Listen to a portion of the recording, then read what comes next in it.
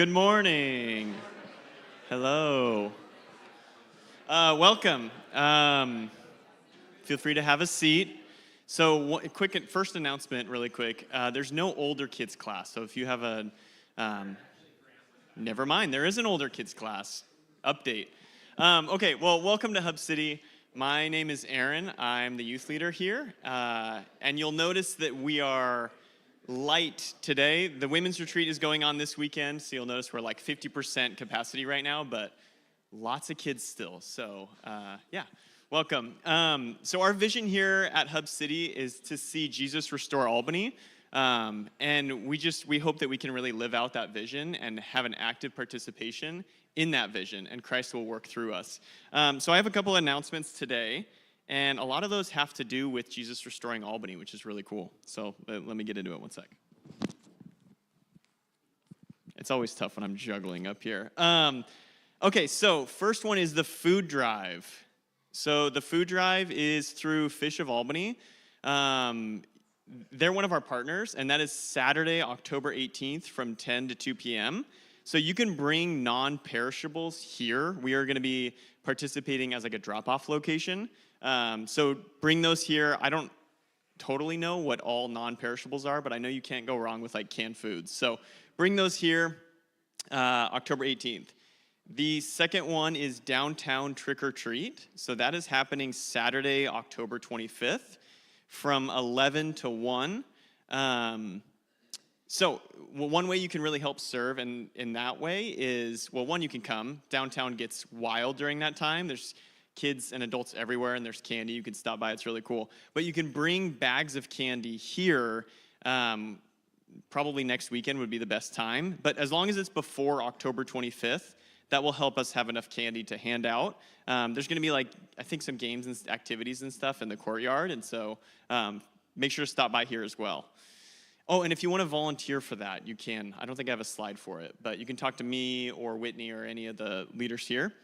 Okay, the next announcement is we have a pumpkin patch that is donating all their profits to our partner Jackson Street and ABC House. And so it's just a really great way if you're thinking of going to a pumpkin patch. It's called Kennedy Family Farms. It's just a really great way to support, and they're giving back, which is super cool. Next is save the date for the Veterans Day Parade. That is on 11/11 at 11:11.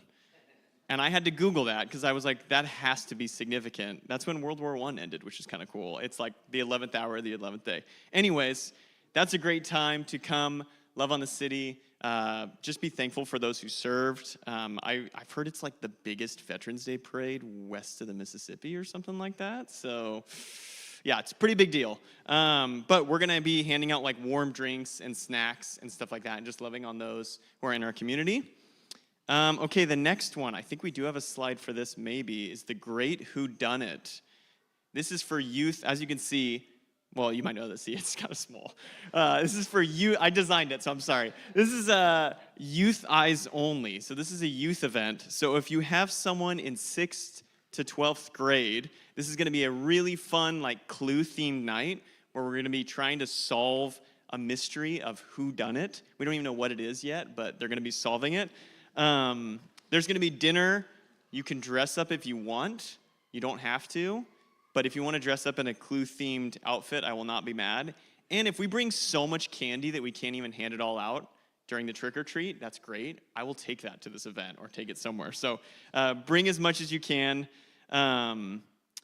Yeah, so that'll be a really fun event. And, oh, that's at the Perky's house. So we called it the Perky Manor because it almost looks like an old manor, which is really fun. So it's going to be a really fun event.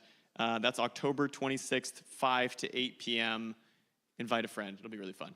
Okay, so our passage for today, if you would stand with me, is Matthew 26, 57 through 27:2. Then those who had seized Jesus led him to Caiaphas the high priest, where the scribes and the elders had gathered, and Peter was following him at a distance, as far as the courtyard of the high priest, and going inside, he sat with the guards to see the end. Now the chief priests and the whole council were seeking false testimony against Jesus, that they might put him to death, but they found none. Though many false witnesses came forward, at last 2 came forward and said, "This man said, I am able to destroy the temple of God and to rebuild it in 3 days." And the high priest stood up and said, "Have you no answer to make? What is it that these men testify against you?" But Jesus remained silent. And the high priest said to him, "I adjure you, by the living God, tell us if you are the Christ, the Son of God." Jesus said to him, "You have said so. But I tell you, from now on, you will see the Son of Man seated at the right hand of power and coming on the clouds of heaven." Then the high priest tore his robes and said, "He has uttered blasphemy. What further witness do we need? You have now heard his blasphemy. What is your judgment?" They answered. "He deserves death." Then they spit in his face and struck him, and some slapped him, saying, "Prophesy to us, you Christ. Who is it that struck you?" Now Peter was sitting outside in the courtyard, and a servant girl came up to him and said, "You also were with Jesus the Galilean." But he denied it before them all, saying, "I do not know what you mean." And when he went out to the entrance, another servant girl saw him, and she said to the bystanders, "This man was with Jesus of Nazareth." And again he denied it with an oath, "I do not know the man." After a little while, the bystanders came up and said to Peter, "Certainly you too are one of them, for your accent betrays you." Then he began to invoke a curse on himself and to swear, "I do not know the man." And immediately the rooster crowed. And Peter remembered the saying of Jesus, "Before the rooster crows, you will deny me 3 times." And he went out and wept bitterly. When morning came, all the chief priests and the elders of the people took counsel against Jesus to put him to death. And they bound him and led him away and delivered him over to Pilate, the governor. Would you pray with me? Lord, we are so thankful for just this time we have together, God. We are thankful for this space to just hear your word and your truth. Thank you for just this wonderful just reminder of the sacrifice you made for us, God. Please just speak through Matt and just prepare our hearts for this message, Lord. In Jesus' name, amen.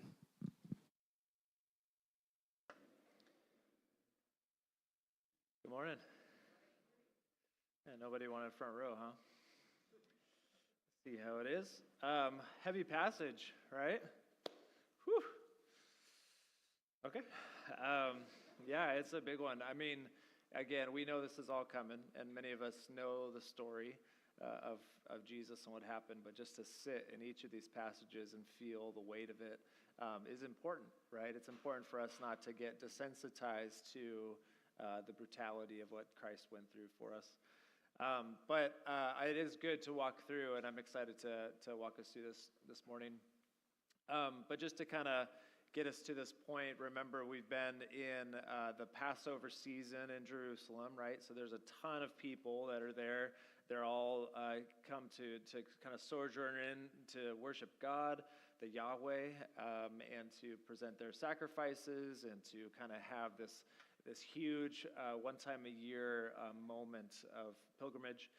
And Jesus, just like many rabbis and just like many people, got his disciples together, and they during Passover, and they had the Seder meal, the big meal that was for the Passover, and where you have the lamb and you have all the remembrance of what God did back in freeing the people from Egypt and giving them manna in the desert and saving them and bringing them out of slavery into light and into a new way. And then he stands there, and as customary, as the leader, he stands in front of them, and he's going to break the bread and remind them of the story.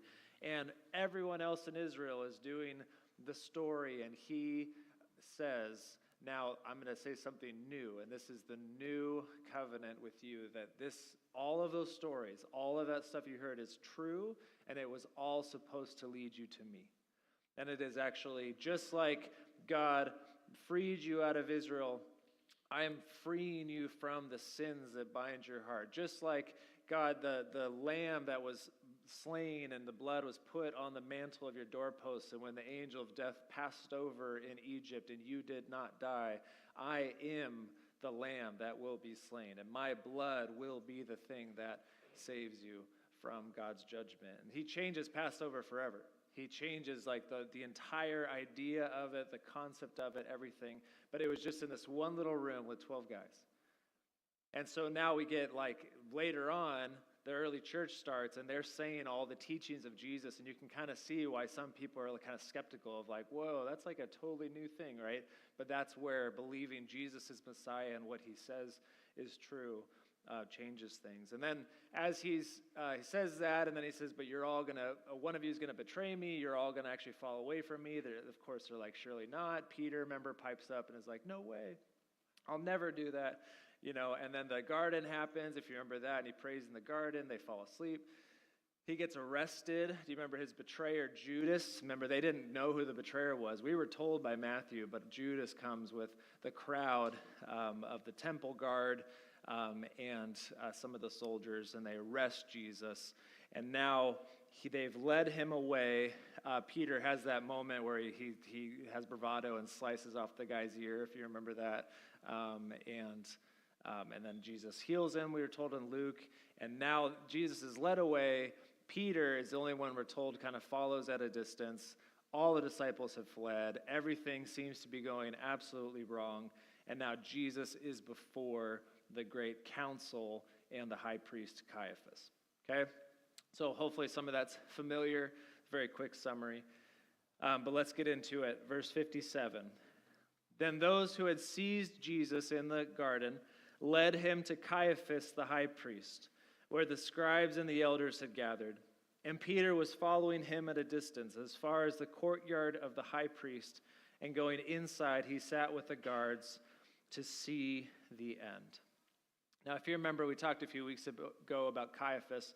We read these names, and we're just like, sure, Caiaphas, the high priest, great. And remember, this was written to a specific audience that each name, each thing would have brought about a bunch of feelings, right? And if you remember, there was a high priest, Caiaphas' father-in-law, Hannas, who was actually still the high priest, and you're supposed to either you can't do your job at all for it to get passed on to someone else, or you pass away. And he didn't. He actually was still alive. He's still kicking. But the Roman government saw Caiaphas as a better high priest. So they actually almost illegally, well, really illegally, put Caiaphas in charge. And they said, no, you're actually going to be the high priest of the people. So technically there were two high priests. But every time we read Caiaphas, I don't know if anything stirs up for you, but for the Jewish people, you read Caiaphas and it immediately would have stirred up some divisiveness. Immediately have been like, oh, Caiaphas, the kind of like, you either were like so stoked that he's in power, or you're just like, man, this guy, this whole thing happened, the whole election for him to go in, this kind of thing. So he's put there illegally by the Roman government. I believe Caiaphas was a believer in God. I mean, he's a man who believed in God, believed in their heritage. The thing was, he did not believe Jesus was the Messiah. Right? He did not believe that Jesus was Messiah. Now, we'll see his actions don't seem to have the character of God, right? But I don't think he's a godless man. But he's a believer in God, but non-believer in Jesus as the Messiah. Now, in those times, well-to-do homes, they were kind of made into like these compound kind of, so it's big square homes, basically, where living structure or living quarters were all around the outside, and the middle was a great courtyard. And they would host things, and they'd have parties, and they'd have meetings and all this kind of stuff. So someone like Caiaphas or wherever they were meeting would have been one of these places where when it talks about the court or the courtyard of the high priest, that's what they're talking about. There were these meeting rooms and living quarters, and then this courtyard where the common people could come in. Okay, so when we talk about council. Okay, when we say Jesus was before Caiaphas and the council, okay, you've probably heard the word Sanhedrin before. The council was called the Sanhedrin. So this was 70 members plus the high priest, and this was made up of all the religious groups of the Sadducees, the Pharisees. I don't know if the Essenes were there or not, but it was 70 people. And the Sanhedrin, it's like the Jewish court judges. Right, so they decide all the disputes of Israel. They decide the main theology of Israel. They decide the worship practices, all this kind of stuff, with Caiaphas being the head of that. So it's comprised of that. So what's interesting, are you guys still with me? Sorry, it's a lot. Sorry. I could just talk about this forever, but I want to make sure it makes sense. So in the council, what's interesting, due to Jewish law, you actually only needed 23 I don't quite know what the significance of that number was, but you only needed 23 plus the high priest, so 24. Probably has something to do with the 12 elders of Israel. It doesn't matter. 23 to hold an official trial. Okay, is that interesting? So think about this. Out of 70, there's probably some who are doubtful that they should kill Jesus. Probably, I would imagine. I can't imagine they have set like 100% of 70 people. But Caiaphas could handpick 23 people to then say, hey, we're going to trial Jesus. Now, here's the other thing. And also according to Jewish law, 23 plus the high priest was enough to hold a trial, but no official stance could be taken at night. Isn't that interesting? You could only have an official trial in the daytime. Okay, so we'll get to that. So this is still at night. Caiaphas, the Sanhedrin, the council, is only made up of at least 23 people to hold a trial. And Matthew lets us know right off the bat what their purpose was. Their purpose was not to hear Jesus. Their purpose was not to even have so much a trial as more of an accusatory moment. Okay, we're told this in 59. Now the chief priests and the whole council were seeking false testimony against Jesus. They were seeking it. We actually want that they might put him to death. But they found none, though many false witnesses came forward. Now, just real quickly, just if you're trying to even make something up about someone, it's not super hard to do that. Anyone could dive into my life. Please don't, but you could. Right, dive into my life, and you could make up something or find something or whatever, right? It's crazy that they were looking for falsehood. They were looking for something to do, and they couldn't even find that. They couldn't even make something up. Jesus was so above reproach and so innocent, they couldn't even find something that they had made up. Is that crazy? That's crazy. That's wild. So these religious leaders who were supposed to be leading the people in the righteousness of God had coerced this council, these people, to find false witnesses against Jesus. The 9th commandment of the scriptures is you shall not bear false witness against your neighbor. There are many things that they are breaking right now, but first, it's right there. Literally, they are making the people breaking the commandments. And despite these false witnesses and testimonies, they couldn't even find one to indict Jesus. So at last 2 came forward and said, "This man said, I am able to destroy the temple of God and rebuild it in 3 days." This was another thing. They have a lot of laws back then, okay? So 23 plus the high priest could actually have a trial. They couldn't decide anything at night. And 2 witnesses, 2 people, had to say the same thing in order for it to be a legit concern or grievance, okay? So 2 witnesses came forward and said the same thing. Now, here's the thing. Jesus actually did say that, if you remember that. So it's the first thing they've said that's actually true. They're like, oh, he said this. And they're all like, yes, he did, right? Let me read you the context of why he said this, okay? This is actually in John's account. We get this. This is earlier on. Jesus has come to the temple courts. He saw that they had turned the worship of God into money-making opportunities. This is the moment where he's flipping over tables. In John's account, he has a whip. How cool is that? He starts Indiana Jonesing it on people. And they question him, saying, how can you do these things? What sign do you have that you have this authority? This is where Jesus answered. Destroy this temple, and in 3 days I will rise it up. The Jews then said, it's taken 46 years to build this temple, and will you raise it up in 3 days? They thought he was talking about the temple, right? But we were told the insight. But he was speaking about the temple of his body. When therefore he was raised from the dead, his disciples remembered he had said this, and they believed the scripture and the word that Jesus had spoken. So even his disciples didn't fully grasp it until the resurrection. But you guys, you've heard of confirmation bias before, right? If you want something to be true, you can usually find a way to make that true. They've heard what they need to hear to have it be true. What these 2 men are saying and what the Sanhedrin are hearing is not about his body. It's not about what Jesus was talking about in the moment of saying, you can destroy me and I will raise it up in 3 days. They're hearing Jesus is a rebel rouser, rebel leader, who wants to tear down our sacred temple and destroy our places of worship, making him an enemy of the Lord. That's what they're hearing. Right, hearing this and also wanting it to be true, seeking for something. They have cause to call him an enemy of the Jewish people and an enemy of God himself. So the high priest, Caiaphas, stands up and says, have you no answer to make? What is it that these men testify against you? And I love this line, but Jesus remained silent. Isaiah, when he prophesied of the coming Messiah, saying this, he was oppressed and he was afflicted, yet he opened not his mouth. Like a lamb that is led to the slaughter, like a sheep that before its shearers is silent, so he opened not his mouth. Him being silent aggravates them. It makes them angry, but he is actually fulfilling being the Messiah. This is one of the most Messiah thing he can do, and they should have known this, but they're blinded by their agenda. So this isn't working. He's not confirming or denying. They finally have somewhat of a legit thing, even though it's the wrong context. So finally, the high priest, he reaches into his bag of tricks, and he does the thing that only he can do.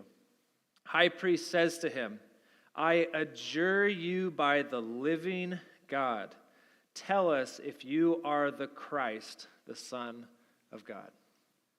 He just stands up and says, all right, I'm gonna play the card now. Tell us if you are the Christ. You can't be silent about this. You need to tell us. That word adjure kind of messed with me a little bit. I couldn't quite get it. And I looked at the Greek word exarchizo. It's the only time in all of Scripture it's actually used. This is the only time it's ever used, and it's literally to charge under oath. To say now, under oath, before all of us and the living God, which is so ironic, because who is Jesus? right? Are you the Christ? Like, this is it. False witnesses have essentially failed. The high priest pulls out the silver bullet and he asks it. If Jesus says yes, then they believe he is a false Messiah, misleading the people, and they have now cause to get rid of him because they can just say, like, you're a blasphemer, we're going to kill you. If Jesus says no, then he's also ruined because his whole ministry is ruined. Everyone who believes in him will now leave in shame, and they still will want to punish him in some way to bring him to shame. So what should Jesus say? What should he say? I imagine the room is like deathly quiet. Everyone, the high priest has spoken. Jesus has to respond. Do you remember when Jesus is at the Passover meal and he's revealing that he says, one of you will betray me? And do you remember what the disciples' responses were? Is it I, Lord? Is it I, Lord? Is it I, Lord? Is it I, Lord? Or whatever. And then Judas gets finally Judas and he says, is it I, Rabbi? And do you remember Jesus' response? You have said so. You have said so. This statement is fascinating. It's actually a Jewish idiom that it's a common Jewish idiom where it puts the onus back on the person who proclaimed it. So it's actually like a polite way of saying, it's like a rhetorical device of saying, hey, you've said it. You've said truth. And you have to wrestle with that you have actually spoken it. Right? It serves as also to fulfill the prophecy by revealing that despite their questioning, the religious leaders and Pilate already know Jesus' true identity, yet they deny it out of spiritual opposition. Like there's something with this Jesus, and yet they're trying to get him to confess this. So what does Jesus, he said that to Judas, what does Jesus now say to Caiaphas? You have said so. You've uttered a very true statement, though you said it with derision, accusation, not love or worship in your heart. Like, think about the high priest position. Instead of humbly seeking and eagerly awaiting the Messiah, seeing the obvious signs, this high priest sneering down from his judgment seat, sneering at a shamed, condemned prisoner, and asks almost sarcastically, like, you can't possibly be the Christ. Look at you. Like, how are you the one we have been waiting for? How can you be the Messiah? You're the one down there in chains, shamed. You're not important. You're not the one we have been waiting for. You're delusional, a false prophet, and at a minimum, a failure. So Jesus, knowing this will be his undoing, he follows this accusation up with this. He says, "But I tell you, from now on, you will see the Son of Man seated at the right hand of power and coming on the clouds of heaven." These are the very words that condemn him, and yet they're chilling. Think about what Jesus is saying here. Though you condemn me, though you are up there in seats of judgment that you have created and are judging me, the Son of Man will come again, but in all heavenly glory and the right hand of power. All power. The power to truly, ultimately be the judge of how you lived your time here on earth. Though you sit up there and you judge me, you don't understand the Son of Man is coming, who is the judge of all things. And of course, without pausing to think about this or any remorse, they heard what they needed to hear with Jesus. They don't think about his words, they just hear it. Verse 65, then the high priest tore his robes, a sign of just utter turmoil, and said, "He has uttered blasphemy. What further witnesses do we need? You have now heard his blasphemy. What is your judgment?" The high priest, again, remember there's always the council plus the high priest. So the high priest, usually how he is going and what he thinks is usually the way things go. He has just said, that was blasphemy. Now to this 23 or so other people, if they were to go against it, who now are they going against? The high priest, right? He has uttered it. And he says, what is your judgment? How could it be anything different than what he has said? Now they're going to go, who are they going to side with? This blasphemous, false teaching Jesus or Caiaphas, God's anointed high priest. They answered, "He deserves death." Then they spit in his face and struck him. And some slapped him, saying, "Prophesy to us, you Christ, who is it that struck you?" The immediate regression into violent, unloving, and spiteful people is almost shocking, right? I mean, we're built up to see that there is a wickedness happening here, but just that moment right there, I hope it does not sit well with you. Like that should not become desensitized to us, that Jesus is standing before his accusers, and though they falsely accuse him, they also turn to just base human hatred. Striking him, slapping him, trying to make fun of him, mocking him, saying, "Hey, if you're really this Christ guy, tell us who struck you." This is wickedness. They were so caught up in this moment, they didn't even realize the idolatry of their power and position that they were displaying. They thought they had won. Right? They were better than this Jesus of Nazareth. They were going to revel in their power and their might and how awesome they were. This is a super sobering moment in the scriptures. Now, we kind of pan out.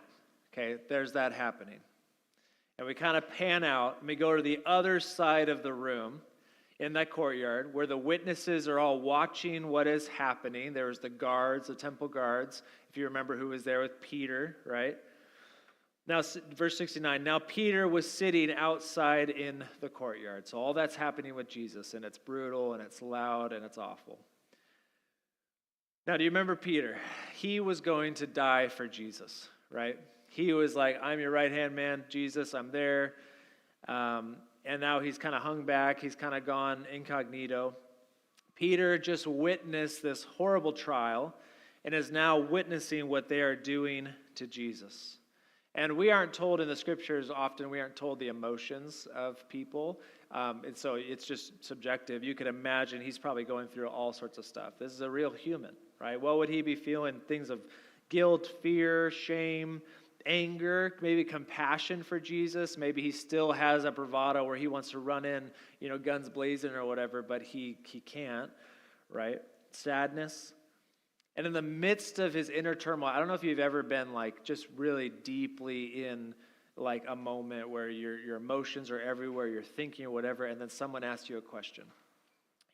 Often for me, maybe I'm not quite in this scenario, but I'm really lost in a thought, or I'm lost in something, and then it's like I didn't realize my kid has been like tugging on my shirt, being like, "I'm hungry," or whatever, and it's like 4 hours past dinner, whatever it is. It's crazy. So he is so caught up in this stuff. In the midst of his inner turmoil, it says a servant girl came up to him and said, "You also are with Jesus the Galilean." Now, Peter, he wasn't before the Sanhedrin, right? He wasn't before the council. He wasn't Caiaphas and point him out and said, "Hey, you're one of them," right? Peter was confronted by a middle school girl in the back corner of the courtyard. No offense to middle school girls. They're intense, right? Maybe she was curious about Jesus. Maybe, we immediately think she was like accusatory, right? Maybe she had a compassion on this man that all her bosses were now spitting on and hitting. Maybe something like that had happened to her.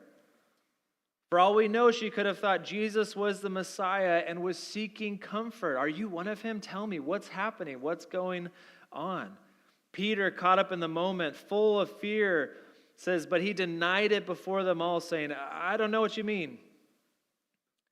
Peter, in his first denial, is avoiding the question, trying to get out of the situation. Okay? He does deny it, but he's just kind of like, no, I don't know what you mean. I don't know what you're talking about. So then he moves on to a different part of the courtyard. I got to go. So he moves on. When he went out to the entrance, another servant girl saw him. And she said to the bystanders, "Hey, this man was with Jesus of Nazareth." Oh, another one? Do they have walkie-talkies or something? What's going on? Except this girl doesn't just say it to Peter, she announces it to everyone around them. Right? This guy was legit. So Peter, sensing danger, says, and again he denied it with an oath, saying, "I do not know the man." First one, I don't know what you're talking about. Second one, I don't know him. Kind of before he played sort of the ignorant fool, right? Now, however, he distances himself actually from Jesus.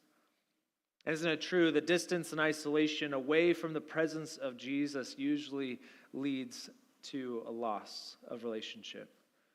Peter denies being with Jesus. Now Peter, with an oath, denies knowing Jesus. So far, he thinks he's gotten out of trouble. Verse 73, after a little while, the bystanders came and said to Peter, "Certainly you too are one of them, for your accent betrays you." Then he began to invoke a curse on himself and to swear, "I do not know the man." And immediately the rooster crowed. This is the final denial. He doubles down on denying Jesus after he's already done it a few times. He might as well do it again, right? But this time he makes it undeniably understood by using strong language with a "cross my heart and hope to die" kind of curse, right? And immediately the rooster crows. And Peter remembered the saying of Jesus, "Before the rooster crows, you will deny me 3 times." And he went out and wept bitterly. When the rooster crows, Peter realizes what he's done. His actions and words were not just something he did or said in the shadows. They were meaningful and true for where his heart was at. He was the one who separated himself from all the other disciples, claiming that even though they might deny him and fall away, he never would. And then it's interesting, Matthew only tells us about him now. There might have been other disciples there. We're only told about Peter. We're told of the lead disciple's failure, and I think for a reason. In fact, to drive home the impact of the scene, the Gospel of Luke includes a chilling detail. When Peter is asked that third time, this is Luke 22:60, but Peter said, "Man, I do not know what you are talking about." And immediately while he was still speaking, the rooster crowed, and here's the detail, and the Lord turned and looked at Peter. Amidst all the beatings, the spitting, the violence being done to Jesus, when the rooster crows, he locks eyes with Peter. Like, to me, the connection here where the accusers and his oppressors were hitting him and then saying, "Hey, prophesy, who hit you?" This kind of thing. But Jesus, he does, but not in that way. But when the rooster crows, amidst all that's going on, he can find Peter and knows exactly what it is. I can't imagine this is a look of hatred or loathing. We know the character of Jesus, more of a look of sad understanding. I told you this would happen, Peter. I know your sin. I knew your sin. I know when you will fail. And I loved you even still. Peter couldn't handle the moment. Instead of running to Jesus, he runs out alone and he weeps. So now we're left with Jesus stands alone before his accusers. He stands alone before his deniers, accepting the cup the Father has given him. We flip over to chapter 27. When morning came, all the chief priests and the elders of the people took counsel against Jesus to put him to death. And they bound him and led him away and delivered him over to Pilate, the governor. So remember, in nighttime, they had a secret meeting. All the conspirators got together. They accomplished their goal of finding reasons to be rid of Jesus. Now, legally, they meet in the day. And the assumption is the rest of the council now is together. The high priest is all hopped up on his stuff. They present their, quote, proof that they have, and they all officially decide that Jesus should be put to death. So the question is, and then we'll get into this in the next couple weeks, but the question now is how? How should this heretic die? How should he answer for the heinous things he's done and said against us and our God? He's obviously a bad guy. He needed to suffer and be made as much a spectacle as he made them feel in the last few months. Remember, if we go back, how many times has he embarrassed the religious leaders? How many times has he asked them questions they could not answer and made them look like fools and even openly spoken against them? They were angry at Jesus and wanted him to suffer. Now, even though they had condemned Jesus according to Jewish law, they were actually not allowed to carry out capital punishment in Roman-occupied territory. So they didn't want to just stone Jesus. They didn't want to just exile him or make him leprous or beat him within an inch of his life. They wanted something so much worse for him. And in this time, and even today, the worst thing they could think of: crucifixion. That's the worst way. The Romans literally they made it up. They designed a way to kill someone as horrifically as possible, as brutally as possible. So out of all the ways they could have done this, out of all the ways they wanted Jesus to die, they went with the worst possible way they could think of it. But they needed the Romans to do that. So this is why we get that line. They handed him over to Pontius Pilate, the Roman prefect who governed over Judea in the name of Caesar. His job was to make sure the Jewish people were behaving himself, and we'll get into his story next week and over the next few weeks. But Jesus' own people have abandoned him, seek for his death, and are appealing to their enemies to make it happen. Sobering, right? Brutal. Once again, we're not being shy of just sitting in the gravity of what Christ did for us in the last week of his earthly ministry. The last few weeks have been brutal. The next few weeks get even more so. But the buildup Matthew is walking us through is quite remarkable. There's really no other story that is worth sharing how bad this is. Like, what other story would we sit up here and just want to tell and sit in the gravity of what it is? We sit in the gravity because we know the hope. right? We know what is going to happen, but we need to not become desensitized to what he had to go through. We're in the deep throes of the conflict of the greatest story ever told. Every story, it frustrates me. I remember growing up, I love like feel-good things, and I love I love all that stuff, right? So whenever there's a movie, there is always a conflict, right? And I always hated when, like, why can't they just be good forever, right? Like, that's my kind of movie, right? Which is so funny. Jesse calls me the most likely to be kidnappable. And so I think that I have that personality, right? I just want everything to be great. We're in the deep throes of the conflict of this story. And if you know the story of the scriptures, you know it's going to be good. You know that Jesus, he says, destroy this body and I will raise it up in 3 days. You know, but still the destruction is where we're sitting in. Jesus said this about the religious leaders, and we're watching it come true. He said this back in Matthew 23. Woe to you, scribes and Pharisees, you hypocrites! You are like whitewashed tombs, which outwardly appear beautiful, but within are full of dead people's bones and all uncleanness. All uncleanliness. So you also outwardly appear righteous to others, but within you are full of hypocrisy and lawlessness. Wickedness, lawlessness. We're seeing it. They're literally doing what is unlawful. There's wickedness in their hearts, though they look like they are the people who are supposed to know. We are witnessing the fruit of those who worship religious position and power, and though they claim to love and follow God, they're going to end up killing God in the flesh. Like Hub City, the scriptures are revealing to us in real time what is the heart of God, and it looks exactly like Jesus. Jesus' teachings, his actions, his character. Jesus is the heart of God in the flesh. Like, we have to use this also as a warning to not get caught up in our own self-seeking tendencies to be blind to what Jesus would do if he were you. Like the Pharisees, the religious leaders, they are blind by their own agenda. But we were given a new agenda. We were given a new model, a new person to follow. God in the flesh.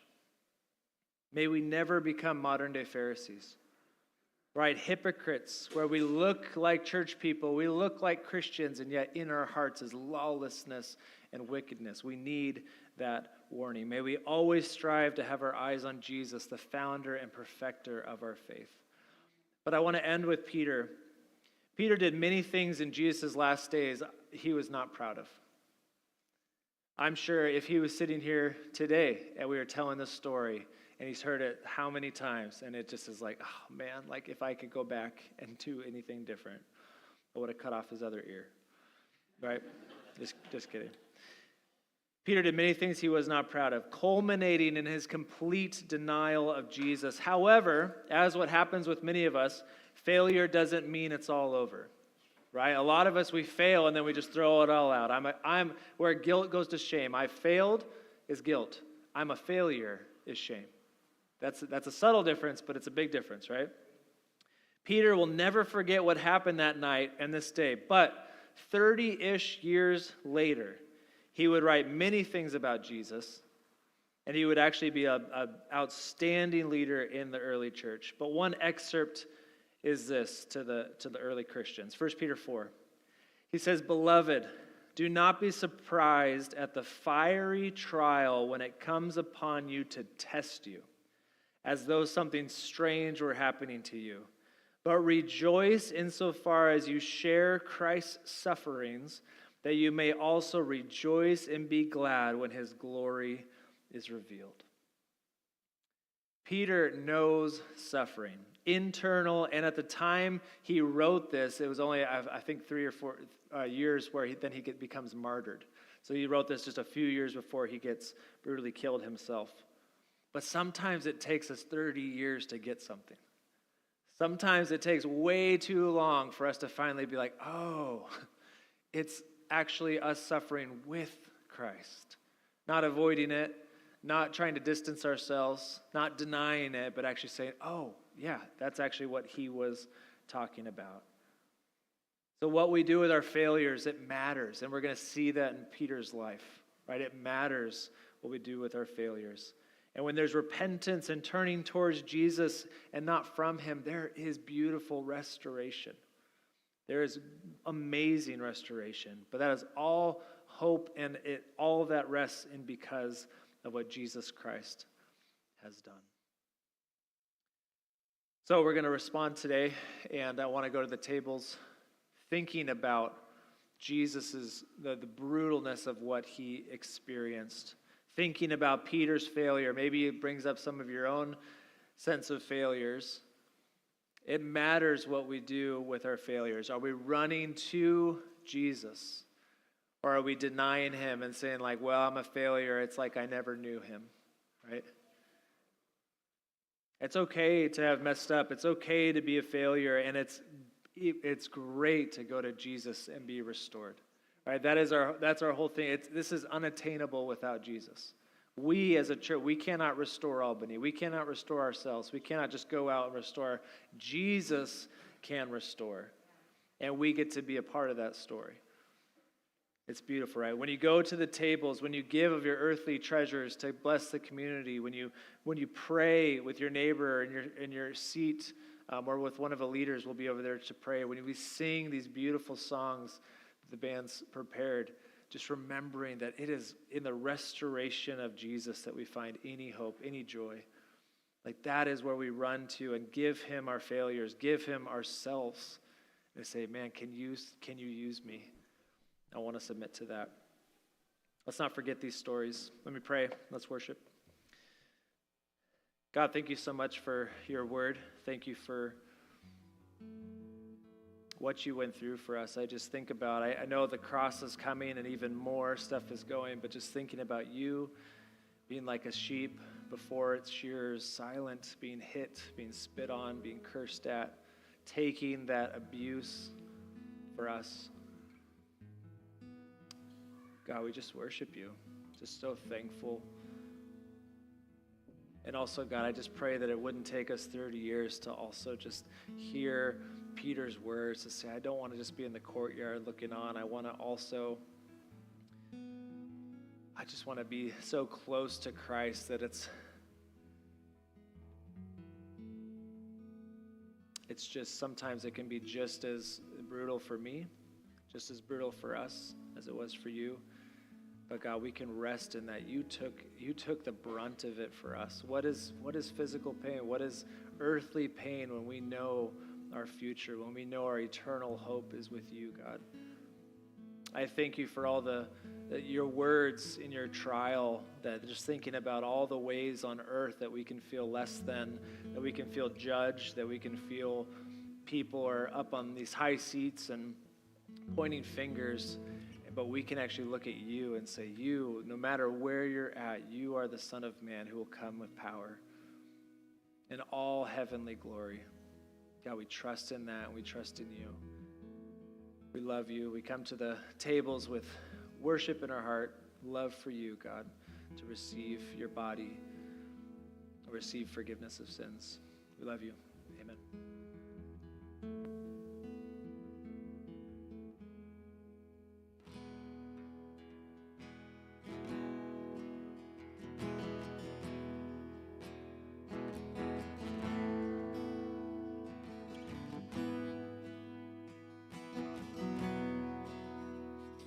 How deep the Father's love for us, how vast beyond all measure, that he should give his only Son to make a wretch his treasure.